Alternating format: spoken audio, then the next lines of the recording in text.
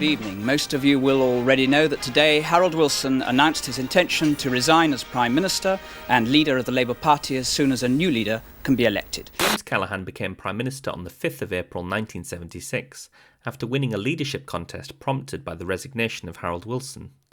The list of contenders for the leadership reads like a list of Labour titans from a bygone age. In the first round, Michael Foot, Tony Benn, Roy Jenkins, Tony Crosland and Dennis Healey all ran for the leadership, with James Callaghan beating Michael Foot in the final round of voting by 176 votes to 137. At 64, Callaghan was 4 years older than Wilson upon assuming office, and he brought with him considerable ministerial experience, having served in the three great offices of state before becoming Prime Minister.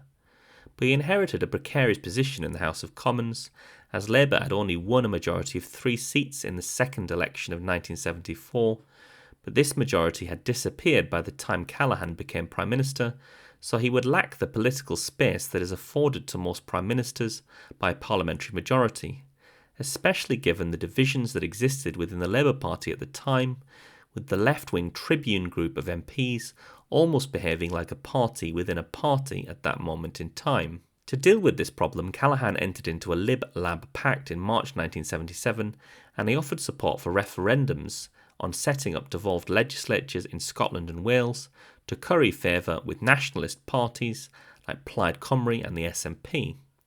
This brought the government some much-needed stability, but keeping the government in office would require deft parliamentary manoeuvring, good party management, and skillful cabinet management, all of which Callaghan excelled at, which is perhaps something he probably doesn't get enough credit for.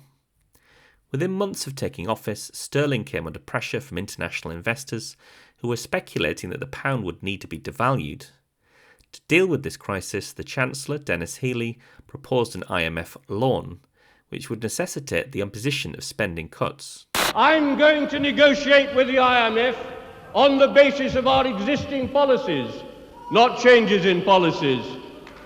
And I need your support to do it.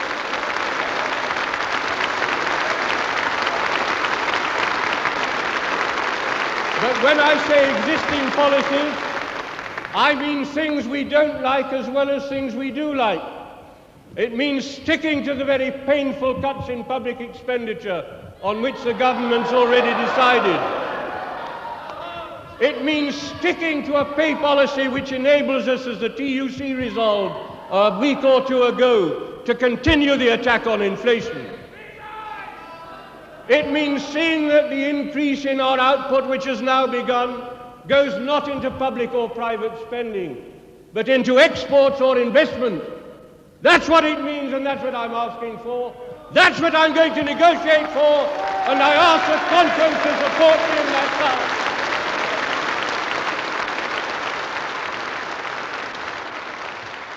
In response to this, Tony Benn proposed an alternative economic strategy, but the Cabinet backed Healey, and the IMF loan and budget cuts went ahead.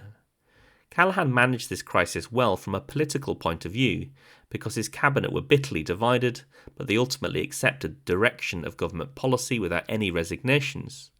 But the crisis was damaging for the government, and it turned out that the loan was not needed, and the need for it had been based on an overestimation of how much the government would need to borrow by the Treasury. Callaghan thought about calling an early election in the summer of 1978 due to an improving economic picture and some polls which suggested Labour might be able to win a majority. At this point in time, inflation seemed to be falling back to single digits, and unemployment fell from 1.5 million to 1.3 million, so there were signs that better times might be ahead. In terms of polling, the parties were really neck and neck, so it would probably have been a tight race had Callaghan called an early election, and there is certainly no guarantee that he would have won it. But delaying the election would turn out to be a terrible error, because the next crisis to hit Callaghan's government wouldn't simply damage him or his ministry. The so-called Winter of Discontent would loom large in the public imagination for decades, and would be presented by the Conservatives as a visual metaphor for what happens when Labour are trusted with government. Since 1974, the Wilson and Callaghan governments had attempted to deal with industrial relations by instituting a social contract. the aim of which was to deliver stable prices by getting business and unions to agree to keep wages and prices down, in exchange for which the government would deliver increased benefits, food subsidies, price controls, and a freeze on rent increases. This contract was already damaged by the spending cuts imposed by the IMF, but as prices started to rise again in the winter of 1978 and 1979, the social contract would break down completely as the government attempted to implement a 5% pay limit in the context of double-digit inflation.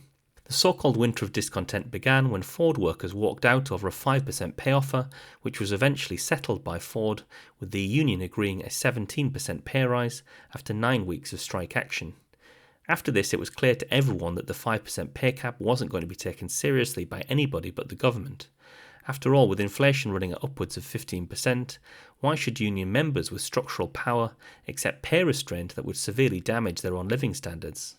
The Ford dispute set off a wave of strike action, including a lorry driver strike that threatened food supplies, a strike of gravediggers in Liverpool, and a strike of refuse workers which led to memorable images of rubbish piled up high in Leicester Square. As if this wasn't bad enough, James Callaghan, returning from a conference in Barbados, seemed to downplay the strike, leading the Sun newspaper to cover the story with the headline, "Crisis? What crisis?"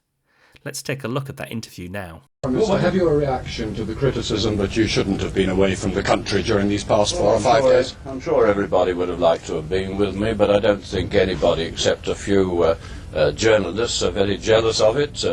I think that they feel that we've been working hard, as indeed we have. And you know, I actually swam, and I know that's the most exciting thing of the visit.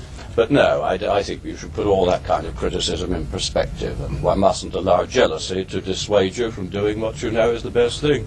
What is your general approach and view of the mounting chaos in the country at the moment? Well, that's a judgment that you are making. I promise you that if you look at it from outside, and perhaps you're taking a rather parochial view at the moment, I don't think that other people in the world would share the view that there is mounting chaos. You know, we've had strikes before, we've come close to the brink before. There's need for a great deal of industrial self-discipline in this country. I hope we shall gradually learn it, and that we shall avoid hurting each other.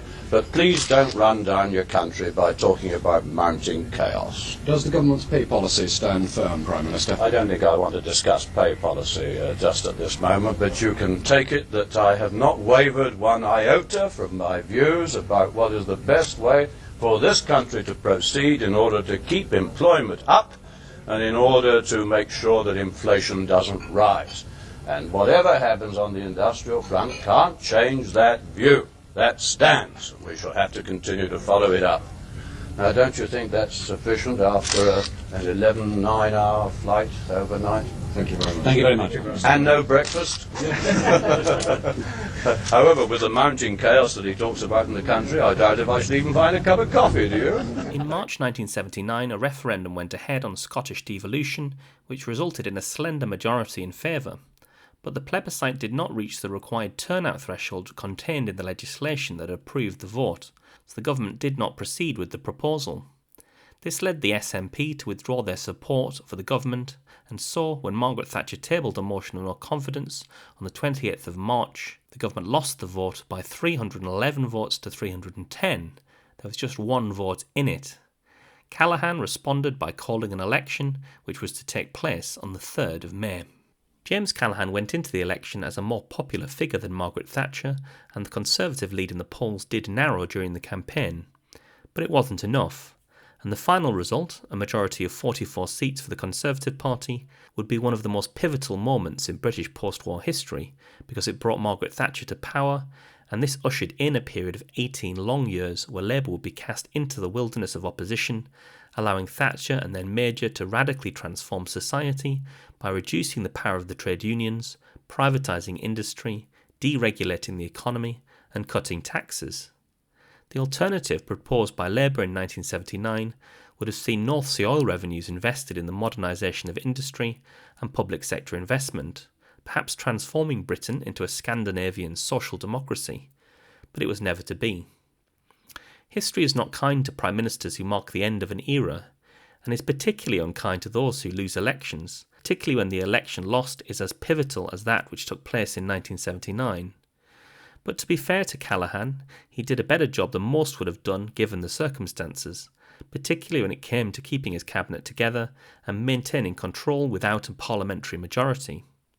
One need only look at the premiership of Theresa May to see what happens to a Prime Minister less deft at party and cabinet management in similar circumstances.